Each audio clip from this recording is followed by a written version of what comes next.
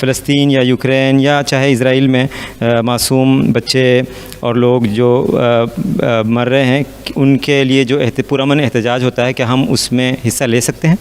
ہاں بالکل لے سکتے ہیں، لیکن بعض دفعہ یہ ہوتا ہے کہ جو احتجاج آرگنائز کرنے والے ہوتے ہیں نا، وہ بعض دفعہ فنیٹک قسم کے لوگ ہوتے ہیں جو اس پرامن احتجاج کو شدت پسندی میں بدل دیتے ہیں، توڑ پھوڑ شروع کر دیتے ہیں۔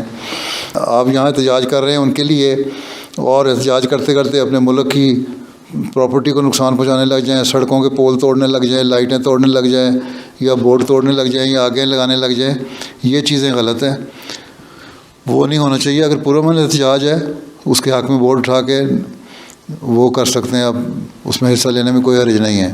اور سب سے بڑی بات یہ ہے کہ یہاں بھی احمدی جو ہیں وہ یہاں مختلف ملکوں کی جو ایمبیسیز ہیں ان کے ایمبیسیڈر کو، سفیروں کو خط بھی لکھیں، اپنے سیاستدانوں کو بھی خط لکھیں کہ فلسطین کے لیے یا مظلوموں کے لیے جو دنیا میں جو ظلم کی چکی میں پس رہے ہیں، ان کو کوشش کرنی چاہیے اور اپنا اثر و رسوخ استعمال کرنا چاہیے، اور ہماری یہ خواہش ہے کہ دنیا میں امن قائم ہو۔